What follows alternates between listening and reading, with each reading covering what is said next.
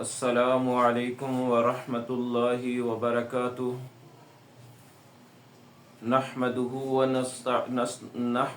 ونسلم علی رسوله الکریم اما بعد فاعوذ باللہ من الشیطان الرجیم بسم اللہ الرحمن الرحیم ان اللہ وملائکتہ یصلون علی النبی یا ایہا الذین آمنوا صلوا علیہ وسلموا تسلیما اللهم صل على سيدنا ومولانا محمد وعلى آل سيدنا ومولانا محمد وبارك وسلم وصل عليه۔ اللہ رب العزت کی مختصر اور جامع حمد و ثنا کے بعد آقا علیہ الصلاۃ والسلام کی بارگاہ میں درود و سلام کا نذرانہ پیش کرنے کے بعد، عزیز دوستو، 2-3 دن میں سفر میں تھا، اس لیے ہم درس قرآن کی ویڈیو اپلوڈ نہیں کر سکے۔ تو آپ کے سامنے پچھلے درس کے اندر ہم نے کچھ وظائف بتائے تھے، 5 تسبیحاں۔ ان میں سے سب سے پہلی تسبیح درود پاک کے حوالہ سے بتائی تھی۔ آج انشاءاللہ العزیز ہم درود پاک کی فضیلت آپ کے سامنے رکھیں گے۔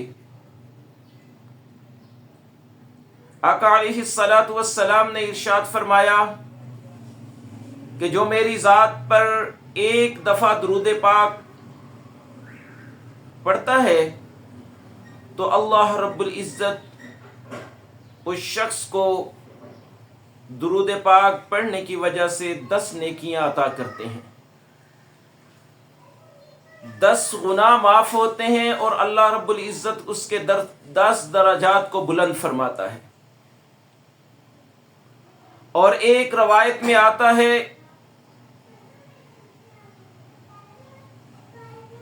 کہ جو شخص دعا مانگے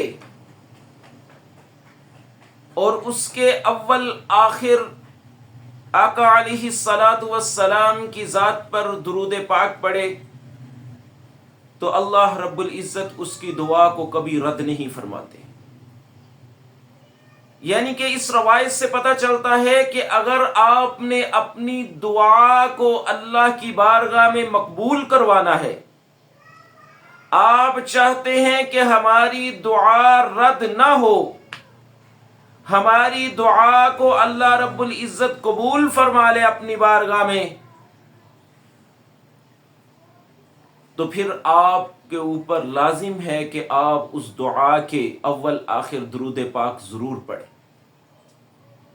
درود کی اتنی برکتیں ہیں کہ ہمارے ایک عزیز دوست، ان سے ہم نے سنا، کہتے ہیں کہ میرے بیٹے کے پیٹ کے اوپر یہ جو شلفیں بنی ہوتی ہیں گھر میں سیمنٹ کی، وہ ایک شلف گر گئی، جس کی وجہ سے پیٹ کے اندر خون اور پانی اکٹھا ہو گیا۔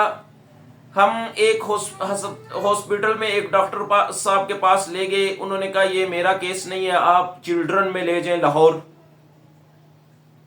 جب وہاں لے کر گئے، رپورٹیں کی گئی تو انہوں نے کہا جی آپریشن ہوگا، اور آپریشن بھی صبح جب ڈاکٹر صاحب آئیں گے تو تب ہی ہوگا۔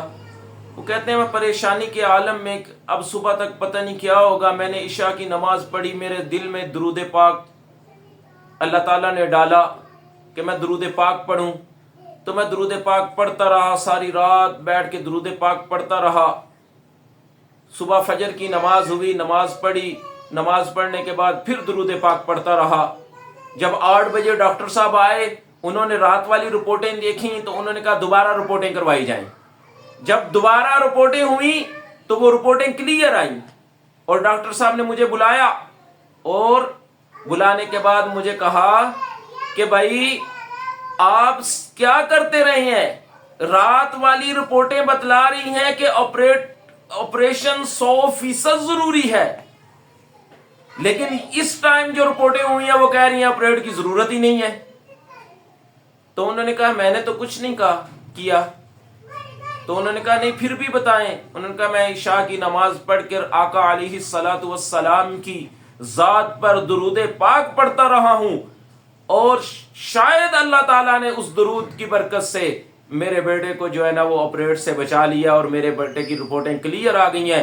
تو اس سے پتہ چلتا ہے جس قسم کی بھی پریشانی ہو، جو بھی مسئلہ ہو، آپ یقین کے ساتھ آقا علیہ الصلاۃ والسلام کی ذات پر درود پاک پڑھیں تو اللہ تعالیٰ آپ کی ہر پریشانی، ہر دکھ اور تکلیف کو دور کر دے گا. تو اللہ رب العزت ہمیں خلوص کے ساتھ آقا علیہ الصلاۃ والسلام کی ذات پر درود پاک پڑھنے کی توفیق عطا فرمائے. انشاءاللہ العزیز کل کے درس میں مزید درود پاک کی فضیلت ہم انشاءاللہ بیان کریں گے.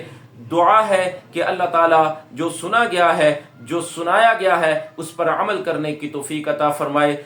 عمل سے زندگی بنتی ہے، جنت بھی جہنم بھی. یہ خاکی اپنی فطرت میں نہ نوری ہے نہ ناری ہے. اللہ میرا اور آپ کا حامی و ناصر ہو. وآخر دعوانا ان الحمد للہ رب العالمین.